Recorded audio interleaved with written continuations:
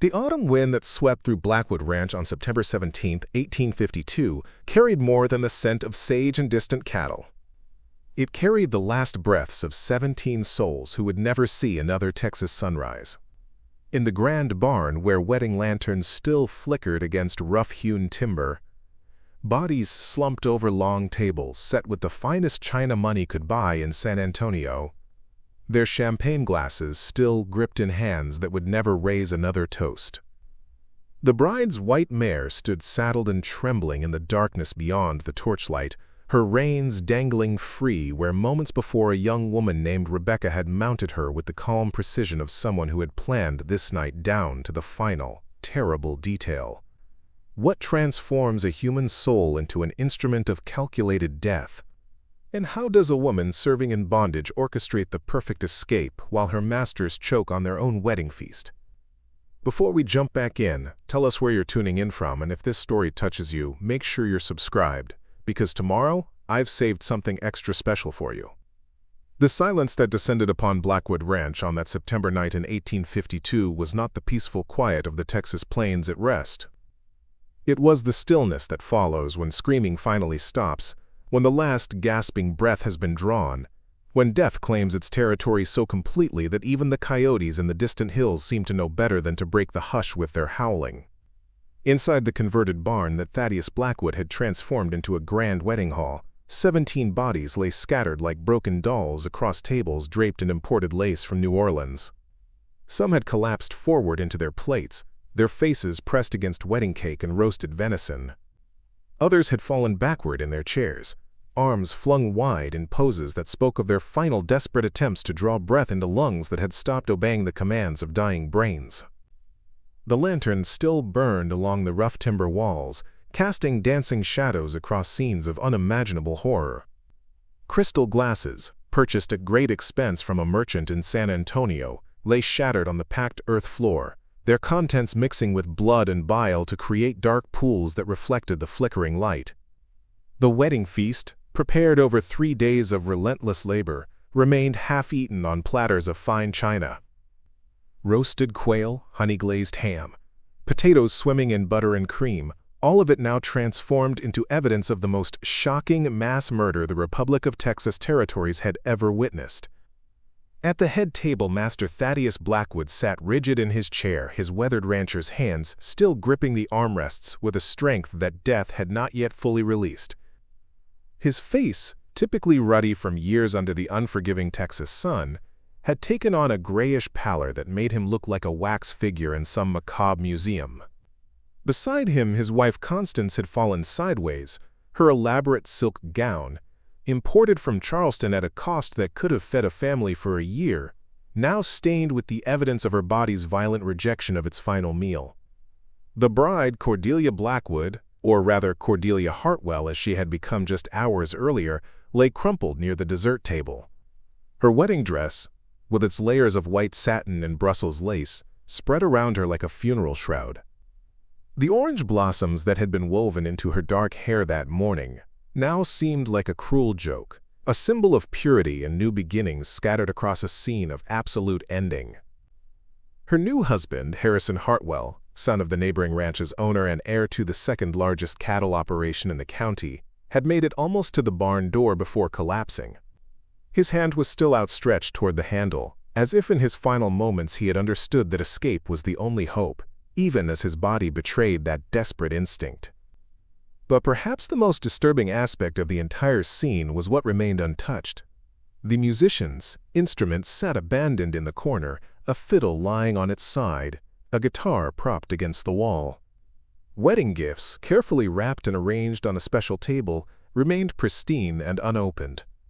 The flowers that decorated every surface, wild bluebonnets and Indian paintbrush gathered from the surrounding prairie, continued to perfume the air with a sweetness that now seemed obscene in its cheerfulness. And beyond the barn's open doors, visible in the torchlight that lined the path back to the main house, stood the bride's white mare. The animal was a wedding gift from Harrison's father, a beautiful Arabian with a coat that gleamed like fresh snow under moonlight. She stood saddled and bridled, her reins hanging loose, her dark eyes wide and rolling with the kind of fear that animals feel when they sense death nearby. The horse shifted her weight nervously, her hooves clicking against the stones of the courtyard.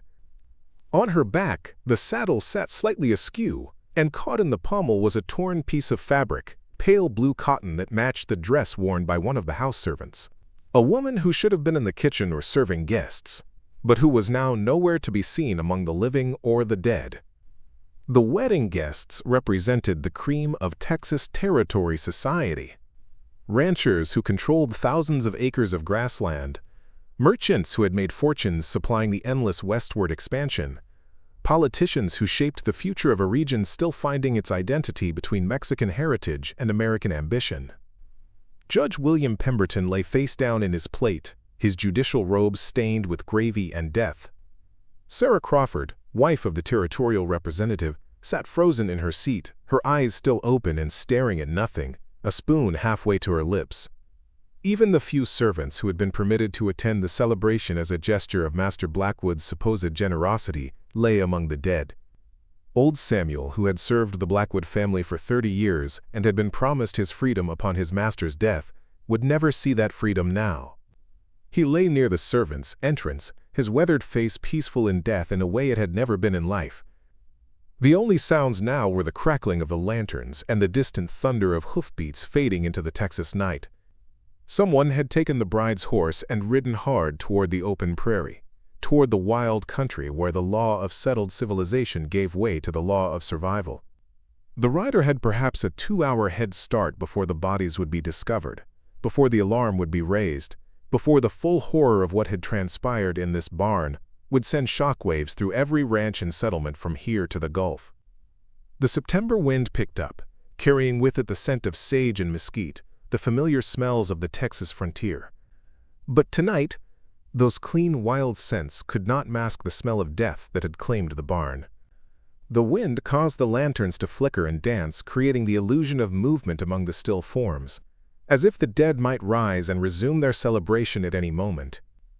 On one of the tables, a wedding gift lay partially unwrapped, revealing an ornate silver serving set. The card attached read, "To Cordelia and Harrison, may your union be blessed with prosperity and many years of happiness. From your devoted servants." The handwriting was careful and precise, the script of someone who had learned their letters despite a system designed to keep such knowledge from them.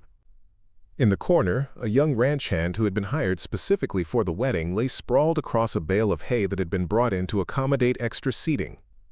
His face was contorted in an expression that suggested his final moments had been spent in agony beyond imagination. His plate, still clutched in one hand, held the remnants of the wedding stew, the signature dish that Rebecca had prepared under the watchful eye of the ranch's head cook. Rebecca, who had arrived at Blackwood Ranch 3 years earlier, purchased at auction in San Antonio, along with 2 other women and a man. Rebecca, who had demonstrated such remarkable skill in the kitchen that she had quickly become indispensable to the household.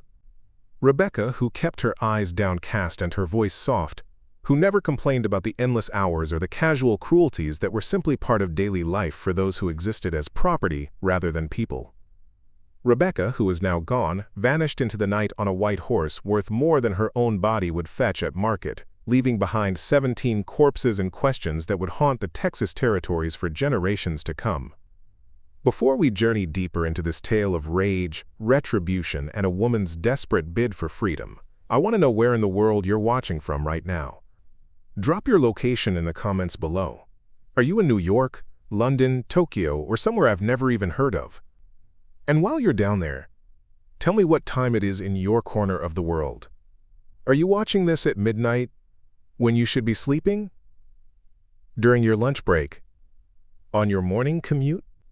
I read every single comment, and I love seeing this community spread across the globe, connected by our fascination with history's darkest and most compelling stories. And listen, if stories like this grip you the way they grip me, if you find yourself unable to look away from tales of people pushed beyond their breaking point, who found ways to fight back against impossible odds, then do me a favor. Hit that like button right now. It tells the algorithm that this content matters, that these forgotten stories deserve to be told, and it helps me bring you more of the history that textbooks conveniently ignore. But more importantly, subscribe to this channel. Because what's coming next? What I'm about to reveal about Rebecca's journey from enslaved cook to mass poisoner to fugitive on horseback will leave you questioning everything you thought you knew about justice, revenge, and the price of freedom. Trust me when I say that the truth behind that September night is far more complex, far more disturbing, and far more human than you could possibly imagine. Preparing and narrating this story took us a lot of time, so if you are enjoying it, subscribe to our channel. It means a lot to us. Now back to the story. See, here's what most people don't understand about stories from this era. We've been fed sanitized versions of history where enslaved people either accepted their fate with quiet dignity or escaped north on the Underground Railroad with the help of benevolent white abolitionists. We've been taught to think of resistance in simple terms, good versus evil, right versus wrong. But reality is never that clean, never that simple. Rebecca's story forces us to confront uncomfortable truths about what happens when human beings are treated as property, when every legal and social structure is designed to keep them powerless, when every avenue for justice is closed off by the same people who claim to represent civilization and order. What emerges from that crucible isn't always heroic in the way we want our heroes to be.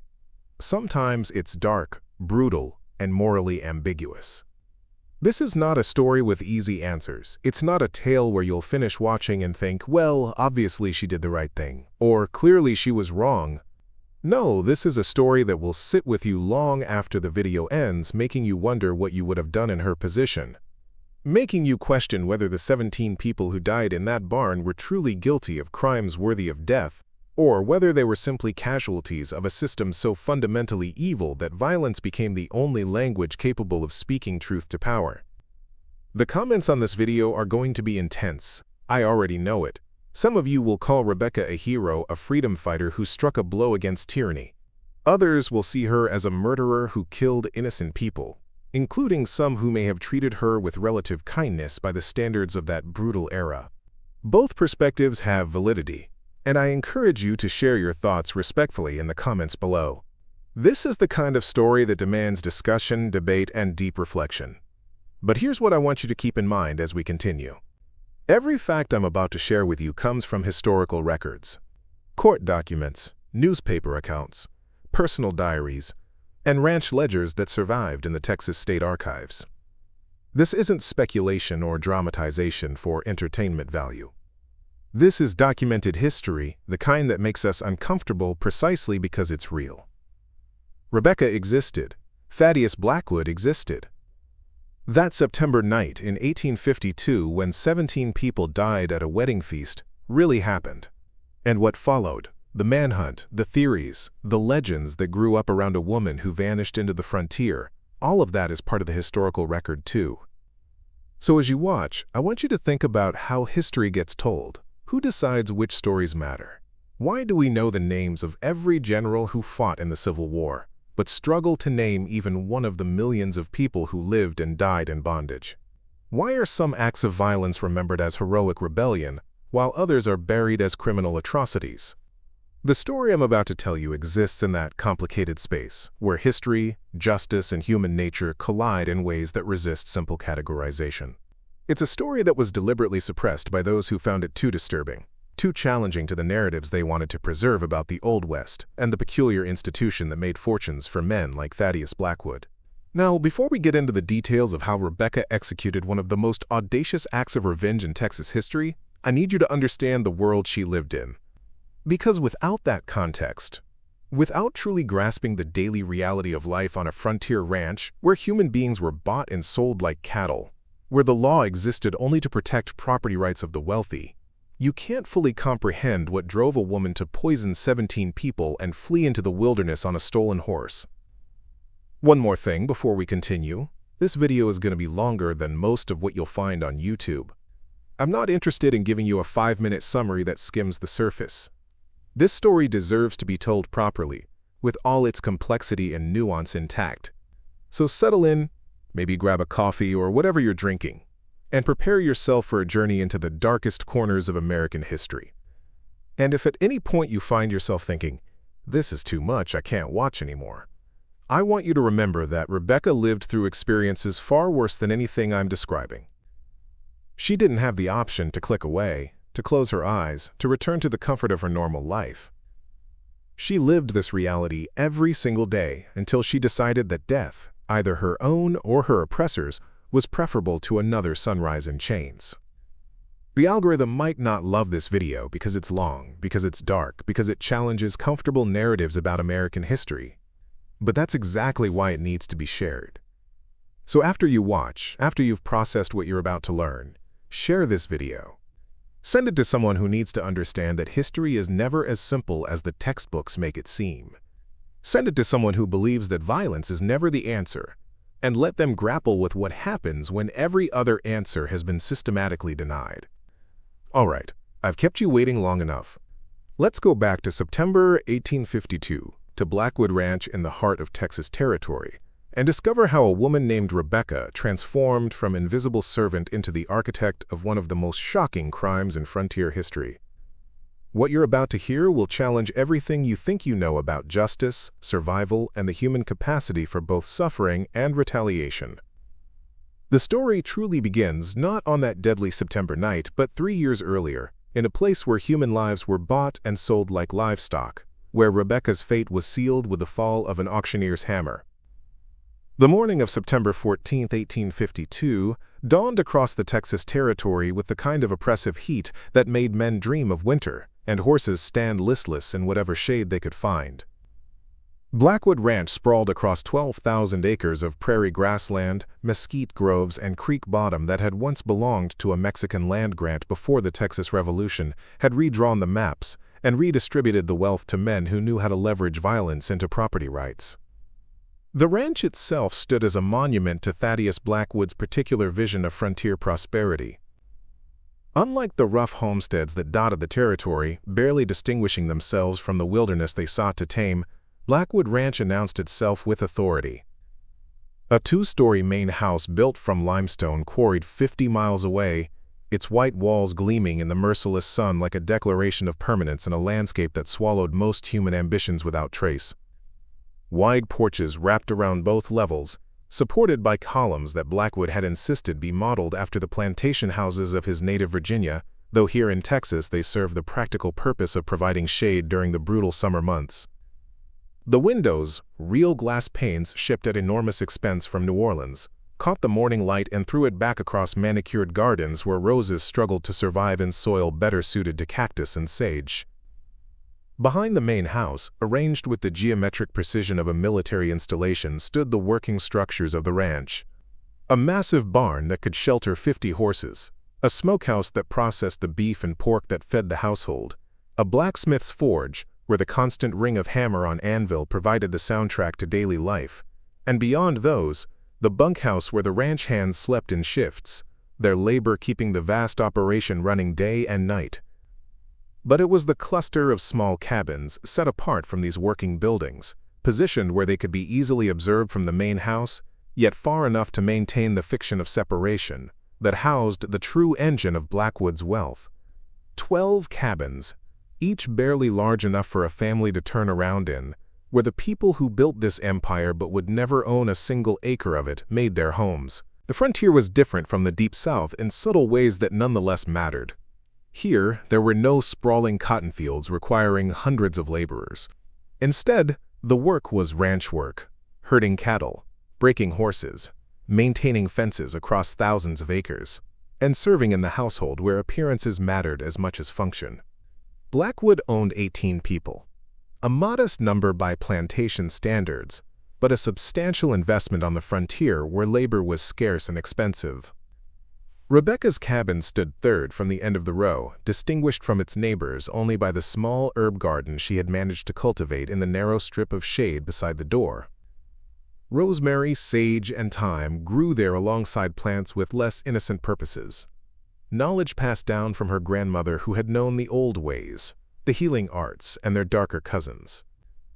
Inside the main house, the morning had begun before dawn, as it always did when Master Blackwood had guests or expectations. The kitchen, located in a separate building connected to the main house by a covered walkway to keep cooking fires away from the living quarters, had been transformed into a command center for the approaching wedding celebration. Constance Blackwood, the mistress of the house, had arrived at first light to oversee preparations with the intensity of a general planning a military campaign. She was a woman who had married into frontier wealth but never quite reconciled herself to frontier informality. Every social occasion became an opportunity to prove that civilization could exist even here, hundreds of miles from Charleston or Richmond, surrounded by wilderness and the constant threat of Comanche raids. The kitchen itself reflected this tension between frontier practicality and imported refinement. A massive iron stove, the kind that required constant feeding and careful management, dominated one wall. Copper pots hung from ceiling hooks, their surfaces polished to mirrors despite the soot that constantly threatened to dull them. A long preparation table, scarred from years of use but scrubbed clean enough to eat from, occupied the center of the room. Rebecca moved through this space with the practiced efficiency of someone who had learned to become invisible. At 23 years old, she was young enough to work the long hours demanded of her, but old enough to have mastered the particular skills that made her valuable to the household. She had been trained in the kitchens of a plantation outside San Antonio before her previous master had fallen into debt and been forced to liquidate his human assets at auction. Thaddeus Blackwood had purchased her for $800, a substantial sum that reflected both her abilities and his determination to elevate his household above the rough standards of ranch country. She could prepare dishes that reminded his Virginia-born wife of home, roast meats that impressed visiting ranchers and politicians, and bake bread that was discussed admiringly in settlements 3 days, right away. But skill brought no safety, only different forms of vulnerability. Constance Blackwood's standards were exacting, her criticisms sharp and frequent. A sauce too thick, bread not quite light enough, coffee that had sat on the stove too long, each imperfection noted, cataloged, and added to an invisible ledger that Rebecca knew could be called due at any moment. The relationship between the Blackwood family and those they owned was complicated by the particular economics of the frontier. Unlike established plantation regions where enslaved people could be easily replaced through markets that operated with industrial efficiency, here each person represented a significant capital investment that couldn't be casually discarded. This created a strange dynamic where the Blackwoods needed Rebecca's skills but resented their dependence on them. Master Blackwood dealt with this resentment through studied indifference, treating Rebecca with the same distant assessment he gave to horses in his stable, evaluating her worth in terms of function and eventual return on investment. His wife took a more personal approach, finding ways to assert dominance that went beyond the mere extraction of labor. The verbal corrections were constant reminders that skill could not translate into respect, that no matter how essential Rebecca's work was to the household's reputation, she remained fundamentally beneath consideration as a human being. The physical punishments were less frequent but calculated for maximum impact. A slap for dropping a dish, confinement to the cabin for a week for speaking when not directly addressed, the threat of sale hanging over every interaction like a blade waiting to fall. But it was the more subtle cruelties that cut deepest. Being forced to prepare elaborate meals for celebrations while eating scraps in the kitchen. Creating beauty and comfort for people who would never acknowledge your humanity beyond your utility. Watching the Blackwood daughter Cordelia grow up with every advantage, every opportunity, every freedom, while you existed as nothing more than an instrument for maintaining her lifestyle. Cordelia herself was not intentionally cruel, which somehow made it worse. She simply accepted Rebecca's presence the way she accepted the furniture, useful when needed, ignorable otherwise. At 20 years old, she had lived her entire life in a world where people like Rebecca existed to serve people like her, and it had never occurred to her to question this arrangement. The wedding she was preparing for represented the consolidation of 2 ranch empires. Harrison Hartwell's family controlled adjacent land to the west, and their marriage would create a single operation spanning nearly 25,000 acres. It was a business arrangement dressed up in white satin and orange blossoms, but it was also a genuine celebration for families who had carved prosperity from unforgiving land. The guest list read like a directory of Texas territory power. Judges, territorial representatives, wealthy merchants from San Antonio and Houston, and ranchers whose combined holdings could have formed their own small nation. 73 people were expected, representing months of careful planning and preparation that had consumed the household's attention since the engagement had been announced in June. For 3 days, Rebecca had worked almost without sleep, preparing dishes that required time and precision, coordinating with the other house servants, managing the logistics of feeding and impressing nearly 6 dozen guests with standards appropriate to the occasion. Her hands were raw from constant work, her back ached from hours bent over the stove, her eyes burned from smoke and exhaustion. But through it all, she maintained the mask of servility that survival required. "Yes, ma'am. Right away, ma'am. As you wish, ma'am." The words came automatically now, divorced from any genuine deference, simply the price of getting through another day without punishment.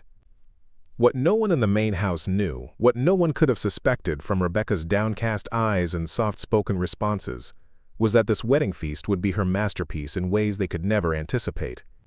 The story of how Rebecca arrived at Blackwood Ranch 3 years earlier contained all the casual brutality that defined life on the Texas frontier for those born without freedom. She had been 20 years old when the auction block in San Antonio's Market Square became her stage. Standing in the scorching June heat while men examined her teeth like they would a horse, squeezed her arms to assess her strength, and discussed her potential value in tones that suggested they were evaluating livestock rather than a human being. Her previous master, Edmund Whitmore, had been a plantation owner whose ambitions exceeded his business acumen. He had borrowed heavily to expand his operations, convinced that cotton prices would remain high and that the political tensions between North and South would somehow resolve themselves without disrupting the economic order that made men like him wealthy. When his calculations proved wrong and his debts came due, he had no choice but to liquidate his assets, including the 17 people who had worked his land and made his lifestyle possible. Rebecca had been born on that plantation to a mother who died, bringing her into a world that would never recognize her as fully human. Her father was a mystery, though whispered conversations among the other enslaved people suggested he might have been Whitmore himself, a possibility that explained both Rebecca's lighter complexion and the particular attention Whitmore's wife paid to making her life difficult. She had been trained in the plantation kitchen from the age of 7, learning first through observation and then through explicit instruction the art of preparing food that would satisfy the exacting standards of wealthy white families. By 15, she could manage every aspect of kitchen operations, from planning menus to training other workers, from butchering animals to creating the delicate pastries that graced dinner tables during important social occasions. This skill should have been a blessing, but in the cruel mathematics of slavery, exceptional ability simply made one more valuable as property, while guaranteeing nothing in terms of treatment or security. She had watched as friends and family members were sold away to pay Whitmore's debts, seen people she loved disappear into the vast network of domestic slave trade that treated human connections as inconveniences to be ignored in the pursuit of profit. When her own turn came, standing on that auction block with the sun beating down and the auctioneer cataloging her abilities like he was reading from an inventory list, she had made herself a promise. She would survive. She would endure whatever came next. And someday, somehow, she would be free, even if freedom meant death. Thaddeus Blackwood had purchased her for $800, outbidding a hotel owner from Houston and a plantation owner from Louisiana who had been looking for a head cook. The price represented a significant investment, but Blackwood had been determined to elevate his household above typical ranch standards. His wife Constance never let him forget the expense, treating Rebecca with the particular cruelty reserved for possessions that cost more than expected. The first year at Blackwood Ranch had been a study in adjustment and survival. The work was relentless, beginning before dawn and often lasting past midnight when there were guests or special occasions. The frontier was different from the plantation where she had been raised. Here, enslaved people were fewer in number, which meant each person carried heavier workloads. There were no sprawling communities in the quarters, no critical mass of people who could maintain some sense of cultural identity and mutual support against the dehumanization of their condition. Instead, there were 12 cabins housing 18 people who came from different places, spoke different dialects, practiced different variations of the strategies necessary for survival. Rebecca found herself isolated in ways she had never experienced on the plantation.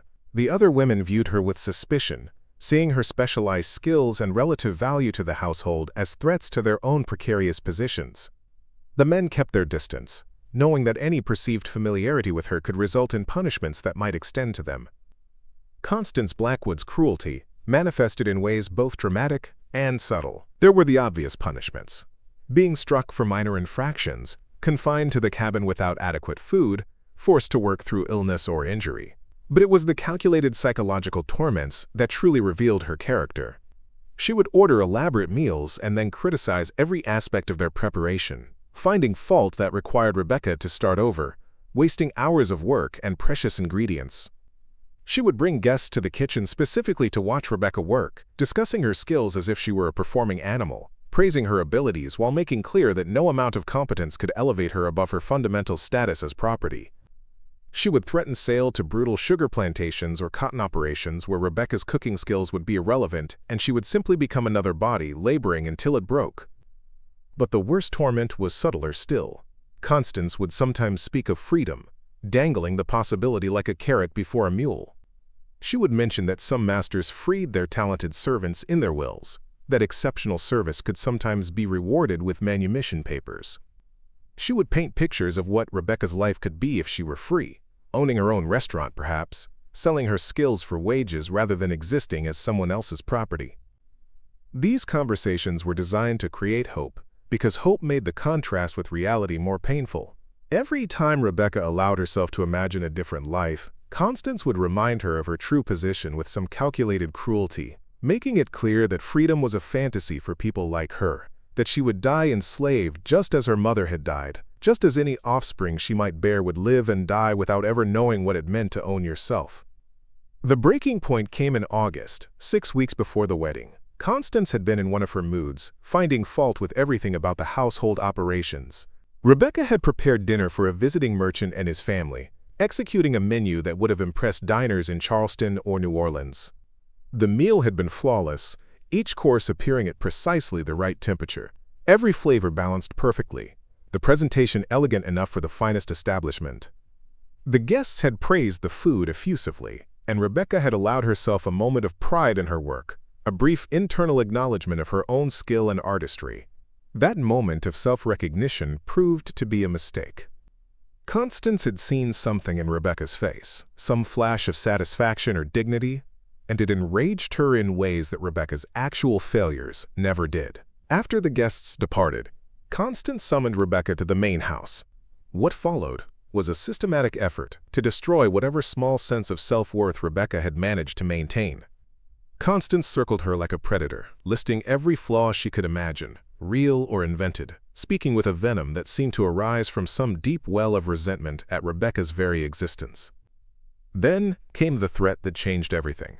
Constance announced that she had been corresponding with a plantation owner in the deep cotton country of East Texas, a man known throughout the region for working enslaved people to death in the cotton fields and replacing them with fresh purchases as casually as one might replace a broken tool. He needed a cook for his operation, someone who could manage the feeding of over 100 field laborers on minimal budget and resources. Constance had decided that Rebecca would be sold to this man immediately after the wedding. The $800 Thaddeus had invested 3 years ago could be recouped with interest, and a less expensive, less skilled cook could be found who wouldn't give herself airs about her abilities. The decision was final, Constance said with satisfaction. Papers were being drawn up, and a buyer would arrive the day after the celebration to complete the transaction. Rebecca had stood there absorbing this information, her face maintaining the mask of submission that survival required, while inside something fundamental shifted. For 3 years she had endured, convinced herself that compliance was the path to survival, told herself that her time would come if she just remained patient. But this threat revealed the truth she had been avoiding.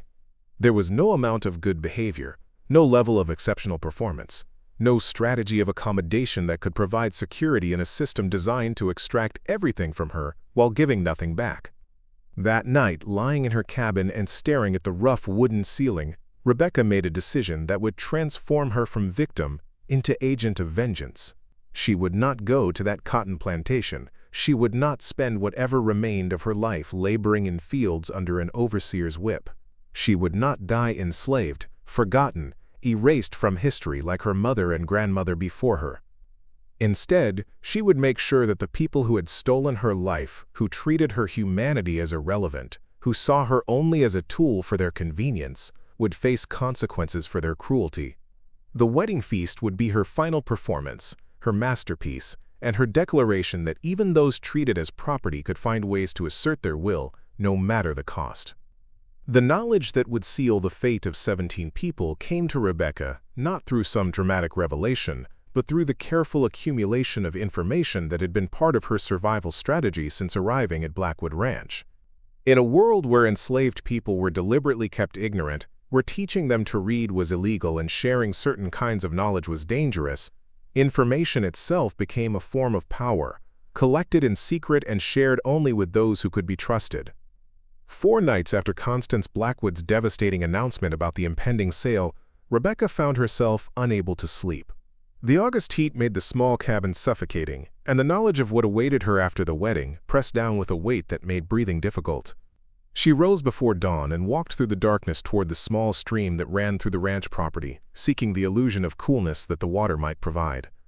There, in the pre-dawn gray, she encountered Eliza, an older woman who had been at Blackwood Ranch for over 15 years.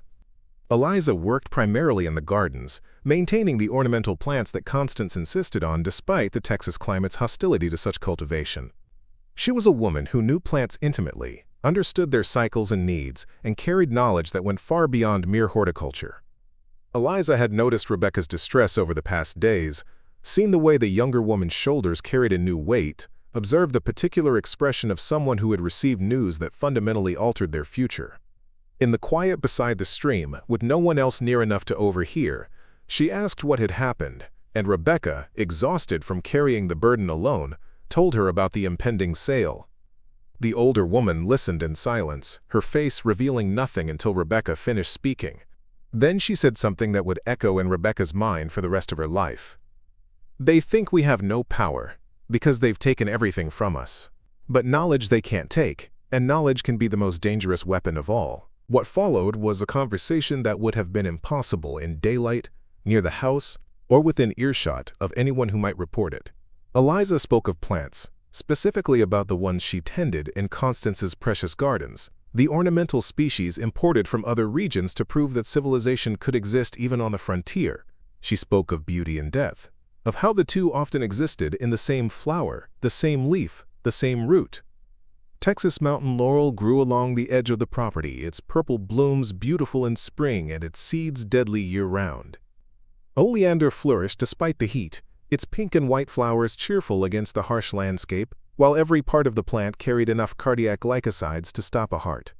The castor bean plants that Constance insisted on for their dramatic foliage contained ricin in their seeds, a substance so toxic that even small amounts could prove fatal. But it was when Eliza mentioned the death commas growing wild in the meadows beyond the ranch's cultivated areas that Rebecca's attention sharpened.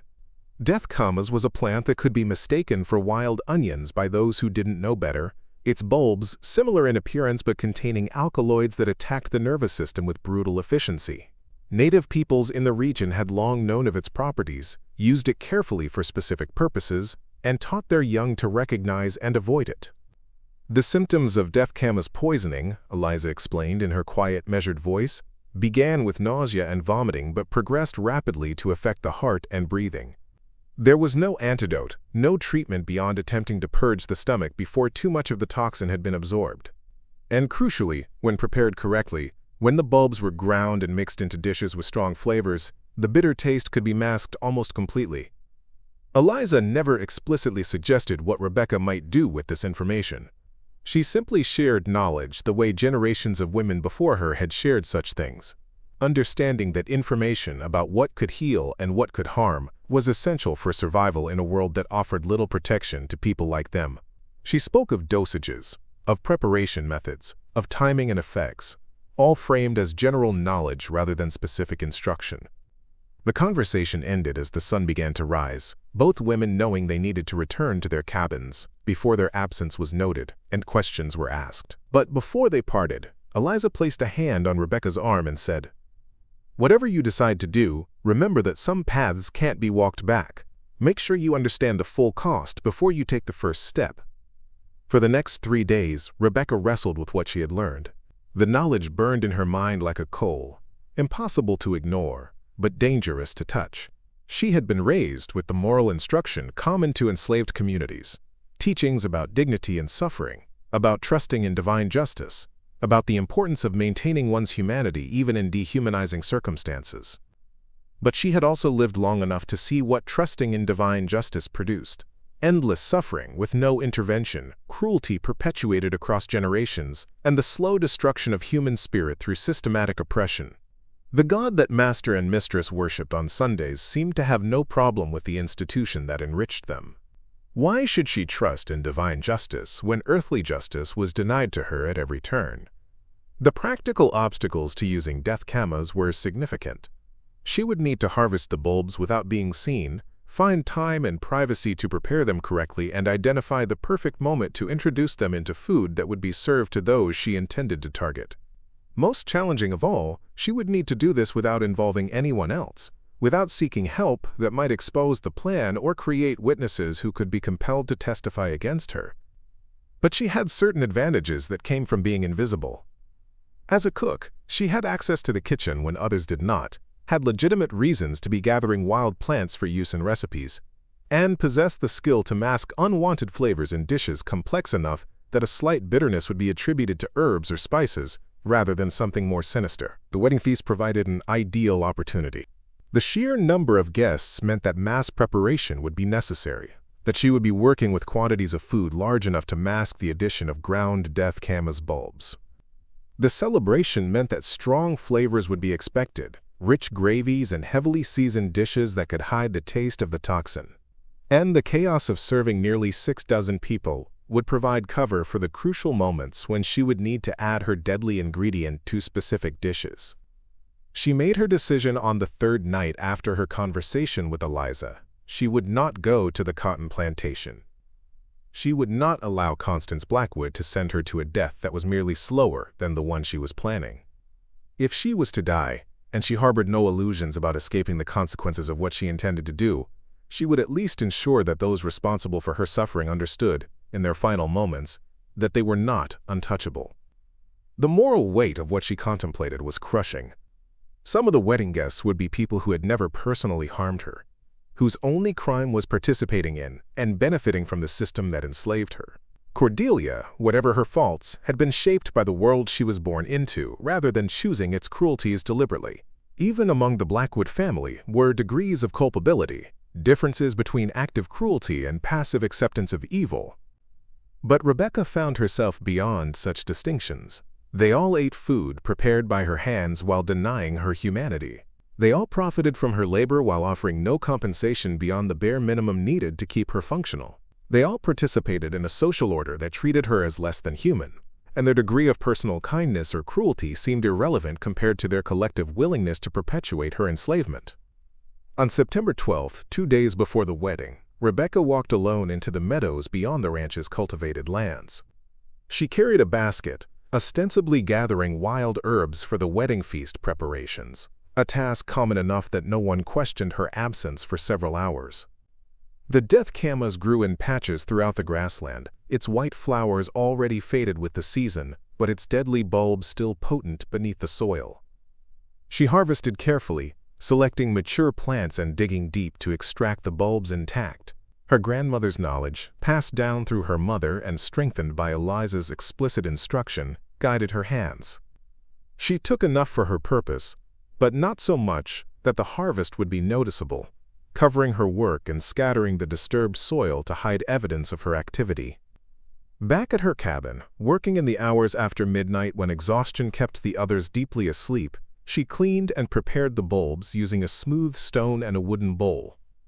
The grinding was meditative work, each rotation of the stone reducing the toxic roots to fine powder that could be easily concealed and deployed. She worked by feel more than sight, keeping no lamp lit that might draw attention, trusting her hands to do what her eyes could not verify in the darkness. By dawn on September 13th, she possessed enough powdered death camas to kill dozens of people. She stored it in a small cloth pouch hidden in the false bottom of her wooden chest, the same place where she kept the few personal items she had managed to preserve through years of displacement and loss. The pouch sat there next to a single letter from her mother, written years ago by someone else's hand, one of the only proofs that she had come from someone, meant something to someone, existed as more than just property. The final 2 days before the wedding passed in a blur of activity that provided perfect cover for Rebecca's true preparations. The household was consumed with last-minute arrangements, and the chaos of coordinating a celebration for nearly 6 dozen guests meant that Rebecca's movements in the kitchen drew even less scrutiny than usual. Constance Blackwood was too occupied with ensuring that every social detail met her exacting standards to monitor the actual food preparation as closely as she might have otherwise. Rebecca had spent years observing the rhythms and patterns of the household, understanding not just the explicit rules that governed her existence, but the unspoken routines that created opportunities for those invisible enough to exploit them. She knew that on the day of a major event, the kitchen became her domain by necessity. Constance might inspect the final presentation of dishes, might taste and criticize, but the actual cooking required technical knowledge that the mistress did not possess and could not supervise moment by moment. The wedding feast menu had been planned weeks in advance, a showcase of Rebecca's skills designed to impress guests who would carry stories of Blackwood hospitality back to their own communities. Roasted quail with wild berry reduction, venison steaks with whiskey sauce, honey-glazed ham carved from the ranch's own smokehouse, potatoes swimming in butter and cream, fresh bread with preserves made from fruit imported at great expense. But the centerpiece, the dish that everyone would remember, was to be Rebecca's famous wedding stew. This stew had become legendary throughout the region, a complex creation that required 2 full days of preparation and combined beef, vegetables, and a careful balance of spices that Rebecca had perfected over years of experimentation. The recipe was her own creation, something she had developed and refined, one of the few things in her life that belonged to her in any meaningful sense. The irony that this signature dish would become the instrument of her revenge was not lost on her. The stew's complexity made it ideal for her purposes. With over 12 ingredients, each adding layers of flavor, the bitter undertone of death commas could be masked almost completely. The rich, dark gravy would hide any discoloration the toxin might cause. And the sheer quantity required to feed so many guests meant she would be working with a massive pot, where the addition of her powdered preparation would go unnoticed in the general chaos of cooking. But Rebecca's plan extended beyond simply poisoning the feast. She had no intention of remaining at Blackwood Ranch to face the consequences of her actions. Unlike the cook in other stories who might accept martyrdom or hope for divine intervention, Rebecca had decided that survival was part of her revenge. She would not give Constance Blackwood or anyone else the satisfaction of executing her, of turning her death into a public spectacle that reinforced the power of the system she was attacking. The escape plan had formed gradually, refined over days of careful observation and calculation. She had noticed that Harrison Hartwell's wedding gift to his bride was a magnificent white Arabian mare, a horse worth more than most people would earn in 5 years of labor. The animal had arrived at the ranch 3 days before the wedding, and Rebecca had watched as it was groomed, admired, and prepared for presentation to Cordelia after the ceremony. The mare was to be kept in the barn closest to the main house, saddled and ready for the bride to ride in a symbolic departure from her father's home to begin her new life. This tradition meant that throughout the wedding celebration, a fully prepared horse would be waiting, requiring only that someone mount and ride away. The symbolism was perfect. Using the bride's own horse, a gift representing her passage into married life, as the vehicle for Rebecca's escape into something that might resemble freedom. The timing would be crucial. Rebecca calculated that the death commas would begin affecting the guests approximately 30 to 45 minutes after consumption, based on the dosage she planned to use and what Eliza had taught her about the toxin's progression through the body. This delay would give her time to serve the meal, retreat to the kitchen under the pretense of preparing dessert, and slip away while attention was focused on the dining guests. She would need to move during that narrow window when the poison had been consumed but before its effects became apparent. Too early, and her absence would be noticed before chaos erupted. Too late, and the household would be in such turmoil that escape would be impossible. She estimated she had perhaps 15 minutes, during which she could disappear without raising immediate alarm. The route of escape had been planned with equal care. She would take the horse and ride not toward the main roads where pursuit would be easiest, but into the rough country to the northwest, toward the hill country where the terrain became broken and difficult. There were canyons there, places where a skilled rider could disappear, and beyond that, settlements where questions were not asked too carefully of those seeking to leave their past behind. She had been storing supplies for 2 weeks, hiding small amounts of dried beef, hardtack, and other provisions in a sack concealed near the barn. A canteen filled with water, a knife stolen from the kitchen, a bedroll taken from supplies meant for the ranch hands. Everything she might need to survive several days in the wilderness cached where she could grab it quickly when the moment came. The greatest risk was that someone would notice her absence before she could get far enough away that pursuit would be difficult. But Rebecca calculated that in the chaos following the poisoning, with guests dying and the household in panic, a missing cook would be far from the first concern. By the time anyone thought to look for her, she intended to be miles away, and the darkness of the September night would make tracking nearly impossible until dawn. There was also the question of what would happen after she escaped immediate pursuit. A woman of color traveling alone would attract attention anywhere she went.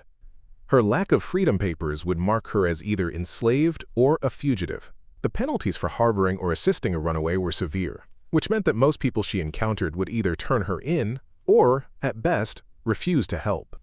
But Rebecca had given this considerable thought as well. There were communities in the hill country, small settlements of freed people and those who had escaped slavery, places where questions about one's past were understood to be dangerous and therefore avoided. She had heard whispered stories about these havens, passed along through networks of information that existed entirely outside the official channels of communication. Reaching one of these communities would not guarantee safety, but it would at least offer a chance of survival that staying at Blackwood Ranch could never provide. On the morning of September 17th, the day of the wedding, Rebecca rose before dawn and spent several minutes simply sitting in her cabin, absorbing what might be her last moments of stillness before everything changed. She thought about her mother, dead now for over a decade, and wondered what she would think of her daughter's plans. Would she approve of the violence Rebecca was about to unleash? Or would she counsel patience, faith, and trust in some eventual justice? But her mother had died enslaved, had never known freedom, had spent her entire life serving people who valued her only for her labor. Whatever wisdom she might have passed down, it had not included a path to liberation. Rebecca could not follow a road that led nowhere, could not embrace a philosophy that produced only endless suffering punctuated by death. She retrieved the small pouch of powdered death camas from its hiding place and tucked it into the pocket she had sewn into her dress, specifically for this purpose. The weight of it was negligible, barely noticeable, yet it represented power of a kind she had never possessed before. In this small cloth bag was the ability to inflict consequences on those who had harmed her, to demonstrate that even the powerless could find ways to strike back. The morning kitchen preparations began in darkness, as they always did for major events. Rebecca moved through the familiar routines with mechanical precision, her hands performing tasks they had done thousands of times before while her mind remained focused on what was to come. She prepared the ingredients for the wedding stew, chopping vegetables and preparing meat, building the foundation of flavor that would mask the bitter poison she would add at the critical moment. Constance arrived at dawn to inspect the preparations, her sharp eyes scanning every surface for imperfection. She criticized the size of the vegetable cuts, questioned whether Rebecca had properly seasoned the meat, and made several pointed references to the impending sale that would send Rebecca to the cotton plantation. Each comment was designed to remind Rebecca of her powerlessness, to reinforce the hierarchy that placed Constance above her in every way that society recognized. Rebecca absorbed these criticisms with the same downcast demeanor she had perfected over years of survival, offering the expected responses of compliance and deference. But inside, she felt something that might have been satisfaction. Constance had no idea that she was delivering her final lectures, issuing her last orders, exercising power that would cease to exist by nightfall. The wedding ceremony was scheduled for 3 p.m, with the feast to follow immediately after. This meant Rebecca had approximately 8 hours to complete her preparations, to finalize every detail of both the meal and her escape. She worked steadily through the morning, aware of the other servants moving around her but maintaining the isolation that her specialized role in the household created. By noon, the stew was simmering in its massive pot, filling the kitchen with rich aromas that spoke of comfort and celebration rather than death. Rebecca stirred it periodically, adjusting seasonings, adding ingredients at precisely calculated intervals to build the complex layers of flavor that had made the dish famous. She was creating her masterpiece, and the fact that it would serve as a weapon rather than simple sustenance seemed somehow appropriate. The other servants noticed nothing unusual in her demeanor. She had become expert at concealing her thoughts and feelings, at presenting whatever face the moment required while keeping her true self hidden where it could not be damaged by the casual cruelties of daily life. Today, that skill would serve her final time at Blackwood Ranch, allowing her to move through her deadly preparations while appearing to be nothing more than a cook focused on the demanding work of feeding a wedding celebration. At 2 o'clock, 1 hour before the ceremony, Rebecca made her way to the barn under the pretense of checking on supplies stored there. The white mare stood in her stall, already saddled with the elaborate tack that marked her as a gift of significance. Rebecca approached slowly, speaking softly to the animal, establishing a connection that would be crucial when the time came to mount and ride. The horse was spirited but not wild, valuable precisely because she was trained and responsive. Rebecca quickly located the sack of supplies she had hidden, confirming that everything remained where she had placed it. She visualized the route she would take, the path from kitchen to barn to open country, seeing it clearly in her mind so that when the moment came, she could move without hesitation. Hesitation would mean capture, and capture would mean death, but not before whatever tortures they might devise for someone who had committed such an unthinkable crime. Returning to the kitchen, she found Constance waiting with final instructions for the evening service. The mistress reviewed the order in which dishes should be presented, the manner in which tables should be served, the countless details that would create the impression of effortless elegance. She ended with a reminder that this would be Rebecca's final service to the household, that after tonight, she would become someone else's problem, someone else's property. Rebecca nodded, murmured her understanding, and returned to her final preparations. The moment of truth was approaching, and she felt a strange calm settling over her. The fear and doubt that had plagued her planning had given way to a kind of clarity. She had made her choice, had committed to a course of action that would either free her or kill her, and there was something liberating in having reached that point of no return. The afternoon sun beat down on Blackwood Ranch with the relentless intensity that September in Texas territory could still deliver, even as the calendar moved toward autumn. Inside the converted barn that served as the wedding venue, approximately 70 guests had arranged themselves on benches and chairs brought in from every building on the property, their finest clothes wilting slightly in the heat, despite the wide doors left open to catch any hint of breeze. Cordelia Blackwood stood at the front of the barn beside Harrison Hartwell, her white dress imported from New Orleans gleaming in the filtered light that came through the high windows. The ceremony itself was brief, conducted by a circuit preacher who traveled between ranches and settlements delivering both spiritual guidance and the social legitimacy that frontier communities craved. His words about love, duty, and the sacred bonds of matrimony echoed against wooden walls that still smelled faintly of hay and horses, despite days of cleaning and decoration. Rebecca watched from the kitchen window as the ceremony concluded, as Cordelia became Mrs. Harrison Hartwell, as the assembled guests erupted in applause and began the migration from barn to the outdoor tables that had been arranged for the feast. She felt nothing watching this celebration, no bitterness about the happiness being displayed, no anger at the contrast between Cordelia's future of comfort and privilege and her own fate of being sold to a brutal cotton operation. Those emotions had been burned away in the crucible of her decision, leaving behind only cold clarity of purpose. The timing was perfect. The ceremony had run slightly longer than expected, which meant the guests would be hungry and thirsty, primed to consume the feast with enthusiasm rather than restraint. Rebecca had observed enough celebrations to know that wedding guests, fortified by champagne and caught up in the emotion of the occasion, tended to eat with less caution than they might otherwise exercise. They would trust the food implicitly, would never imagine that someone might transform hospitality into weapon. In the kitchen, final preparations reached their crescendo. The other servants moved around Rebecca with practiced efficiency, carrying dishes to the serving tables, arranging platters with the kind of precise care that Constance had drilled into them. The mistress herself stood near the kitchen entrance, inspecting each dish before it left her sight, her sharp eyes seeking any imperfection that might embarrass the family before their guests. The wedding stew sat in its massive copper pot on the stove, the final dish to be served once the guests had settled at their tables and worked through the initial courses of bread, cold meats, and vegetable dishes. This was the centerpiece that everyone would remember, the dish that demonstrated Rebecca's skill and justified the Blackwood family's reputation for exceptional hospitality. The rich gravy bubbled gently, releasing clouds of savory steam that made even the tired kitchen workers' mouths water, despite having smelled it for hours. Rebecca waited until Constance turned away to inspect a platter of roasted quail, until the mistress's attention was fully occupied with criticizing the arrangement of garnishes. Then, with movements so practiced they appeared completely natural, she withdrew the small cloth pouch from her pocket and emptied its contents into the massive pot of stew. The powdered death camas disappeared instantly into the dark gravy, leaving no visible trace of its presence.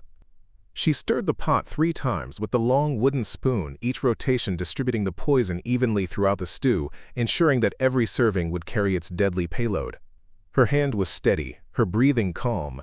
This was simply another technical task in the preparation of a complex dish, another step in a recipe that she had executed flawlessly. The fact that this particular ingredient would kill rather than nourish was irrelevant to the mechanical precision of its incorporation. The pouch went back into her pocket, empty now, its purpose fulfilled. Rebecca continued stirring, adjusting the heat beneath the pot, performing all the normal actions that a cook would take when managing a signature dish. When Constance glanced back toward the stove, she saw nothing unusual, just her skilled cook attending to the final details of the evening's triumph. 20 minutes later, the stew began its journey from kitchen to table. Rebecca ladled the thick mixture into serving bowls, each one receiving a generous portion of the rich concoction that had taken 2 days to prepare and mere seconds to transform into instrument of death. The bowls went onto trays carried by other servants, who wove between tables delivering the celebrated dish to guests who had been anticipating it based on its legendary reputation. At the head table, Master Thaddeus Blackwood received his bowl first, as befitted his position as host and father of the bride.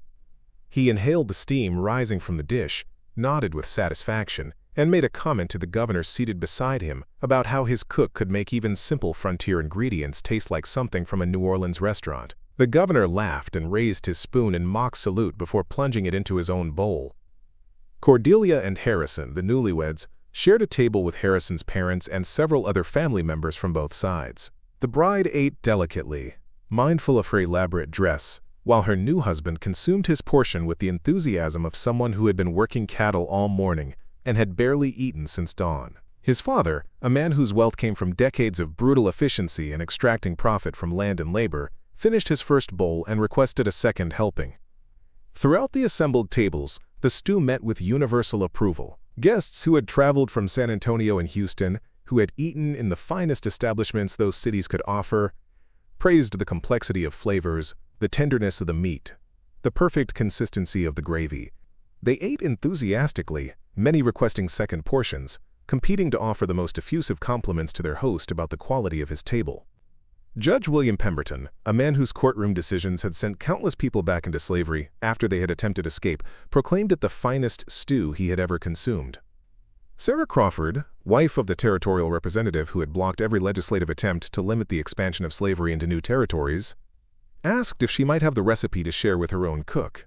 Even the children at the smaller tables, normally suspicious of dishes that looked too different from simple fare, cleaned their bowls and asked for more. Rebecca moved between kitchen and serving area with the calm demeanor of someone focused entirely on the technical execution of her responsibilities. She ensured that every table received adequate portions, that no guest went without, that the service proceeded with the smooth efficiency that major celebrations required. She responded to Constance's occasional instructions with appropriate deference, accepted compliments from guests who bothered to acknowledge her with quiet thanks, and gave no indication whatsoever that she was orchestrating mass murder. The other servants noticed nothing unusual in her behavior. Old Samuel, carrying heavy trays despite his age, passed her several times and exchanged only the brief nods that their respective duties allowed. Eliza, who had been pulled from garden work to assist with serving, made eye contact once with Rebecca across the crowded space between kitchen and tables, and something in that glance suggested she understood exactly what was happening. But she said nothing and asked nothing, simply turned back to her assigned tasks. By 6:30, every guest had been served. The massive pot that had contained enough stew for over 70 people stood nearly empty, just a thin layer of gravy coating the bottom. Rebecca had carefully avoided consuming any of the dish herself, claiming to the other servants that she had been tasting it throughout the preparation, and had no appetite for it now. She had also, through careful management of the serving process, ensured that the enslaved workers helping with the feast received portions from a separate, smaller pot she had prepared simultaneously, identical in appearance, but containing no poison. The sun had begun its descent toward the horizon, painting the Texas sky in shades of orange and red that seemed appropriate for what was about to unfold. The guests, well fed and lubricated with champagne and whiskey, had settled into the comfortable contentment that follows a satisfying meal. Conversations flowed easily across tables, mixing business discussion with social pleasantries, political debates with personal gossip. Musicians tuned their instruments in preparation for the dancing that would follow dessert. Constance Blackwood stood surveying the scene with visible satisfaction, already planning how she would describe this triumph to friends in the settlements and cities where her social status mattered. Her daughter was well married, her hospitality had been praised by the territory's most important figures, and tomorrow the troublesome cook who had cost too much and developed too much pride in her abilities would be sold away, replaced by someone more easily managed. Rebecca retreated to the kitchen under the pretense of preparing dessert, a task that would require her presence there for at least 15 minutes. But instead of beginning work on the elaborate cake that had been planned, she simply stood near the door, watching through the window as the first signs of distress began to appear among the wedding guests. The point of no return had passed. The poison was consumed, working its way through digestive systems toward bloodstreams where it would begin its lethal work. In approximately 30 minutes, perhaps less, the celebration would transform into catastrophe. And by that time, Rebecca intended to be mounted on a white horse, riding hard toward something that might resemble freedom, leaving behind the bodies of those who had never recognized her humanity until the moment when that failure cost them everything. The first victim to show symptoms was 8-year-old Thomas Pemberton, grandson of Judge William Pemberton and the youngest guest at the celebration. At precisely 6:47 in the evening, the boy pushed back from his seat at the family table and doubled over, his small hands clutching his stomach as waves of nausea overtook him with shocking suddenness. His mother, Eleanor Pemberton, initially dismissed it as simple overindulgence, the predictable result of allowing a young one too many sweets and rich foods at a celebration. But within seconds, the boy's discomfort escalated from mere stomach upset to something far more alarming. His face drained of color, taking on a grayish pallor that Eleanor had only seen once before, when her eldest son had contracted cholera during a trip to New Orleans. Thomas tried to speak, to tell his mother what was happening, but could produce only strangled gasping sounds as his throat constricted and his lungs struggled to draw adequate breath. Eleanor's scream cut through the comfortable buzz of post-dinner conversation like a knife through silk. Heads turned toward the Pemberton table, where the boy had now slipped from his chair onto the ground, his small body convulsing in ways that suggested something catastrophically wrong. Judge Pemberton, a man accustomed to maintaining composure in the most contentious courtroom situations, found himself frozen with horror as he watched his grandson writhing in the dust. The spreading panic happened with terrifying speed.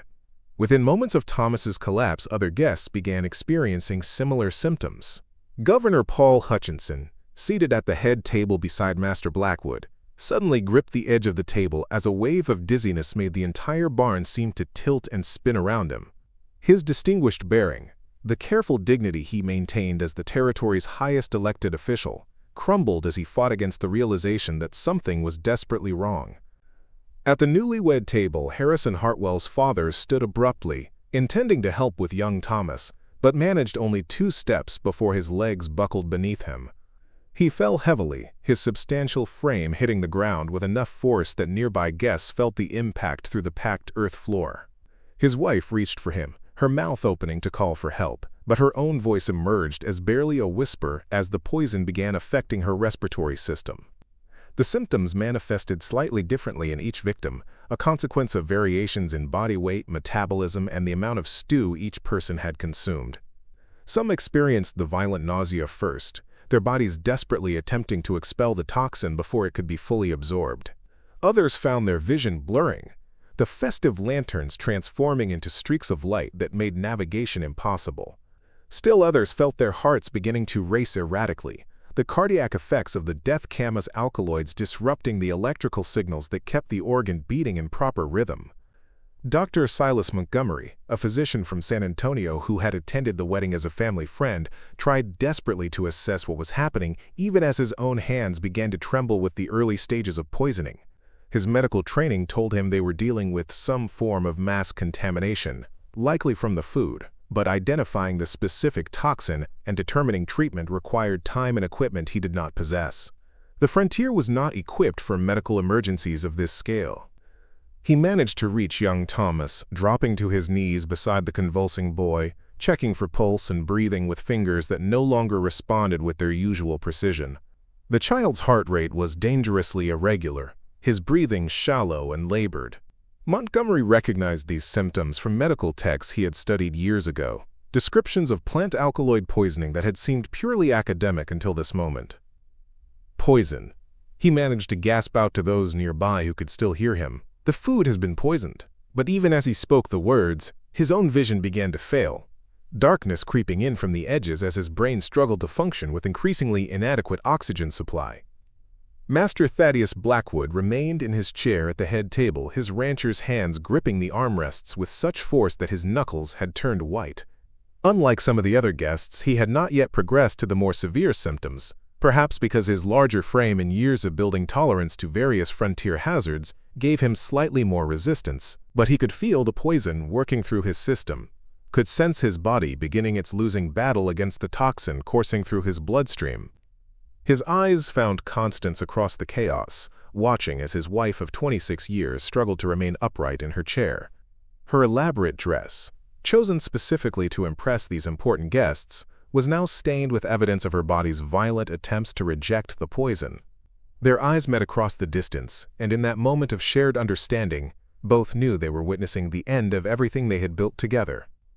Cordelia, the bride whose celebration had transformed into massacre, lay collapsed near the dessert table that would now never serve its intended purpose. Her white wedding dress, that symbol of purity and new beginnings, spread around her like a burial shroud. The orange blossoms woven into her hair that morning now seemed like a cruel joke, decorations for a funeral rather than a wedding. Her new husband Harrison lay beside her, having crawled toward his bride in his final moments, dying close to the woman he had married just hours earlier. The scene had descended into a hell that would have seemed impossible just minutes before. 17 people, ranging in age from 8-year-old Thomas to 72-year-old Samuel Hartford, a retired judge who had traveled from Houston specifically for this celebration, were in various stages of dying. Some remained conscious, their eyes wide with terror and confusion as they felt their bodies shutting down. Others had already slipped into unconsciousness, their breathing becoming increasingly shallow as the poison affected their autonomic nervous systems. The guests who had not consumed the stew, a small number who had arrived late or who had been too engaged in conversation to eat, tried desperately to help. But frontier medical knowledge was limited, and even Dr. Montgomery, the one person present with formal training, had been incapacitated by the poison he had ingested. They could do nothing but watch in horror as their friends, family members, and associates died before their eyes. In the kitchen, Rebecca stood at the window, her face illuminated by the lantern light filtering through from the barn, watching the catastrophe unfold with an expression that showed neither satisfaction nor remorse. This was simply the inevitable conclusion of the plan she had set in motion, the necessary result of decisions made by people who had treated her as property rather than human. She felt disconnected from the scene, as if she were observing events happening to strangers rather than people she had served for 3 years. Eliza appeared beside her, having abandoned her serving duties when the screaming began. The older woman looked at Rebecca with eyes that held complete understanding. No judgment, no horror, just the weary recognition of someone who had seen too much suffering in her own life to be shocked by more of it. She said nothing, simply placed a hand briefly on Rebecca's shoulder before turning away, giving her the privacy to complete what came next. The moment had arrived for Rebecca to execute the second phase of her plan. The chaos in the barn had reached its peak, with those guests still capable of movement trying frantically to help the dying or fleeing in panic toward their horses and carriages. No one was paying attention to the kitchen, to the servants' area, to anything except the horror unfolding before them. This was the window of opportunity she had calculated, the precise moment when she could disappear without immediate notice.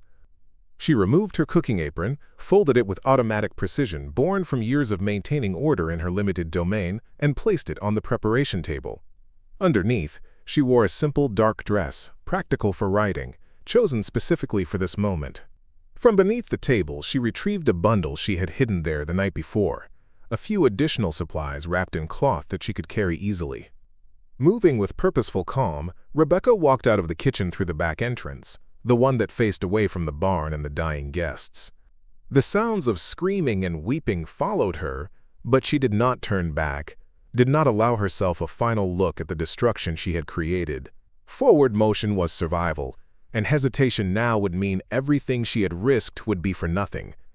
The barn where the white mare waited stood approximately 100 yards from the kitchen, across an open courtyard that under normal circumstances would have been dangerous to cross unseen. But these were not normal circumstances. The few people in the courtyard were running toward the wedding barn, drawn by the sounds of catastrophe, too focused on the emergency to notice a single servant woman moving in the opposite direction. Rebecca reached the barn and found the mare exactly where she expected, standing in her stall with the elaborate saddle still in place.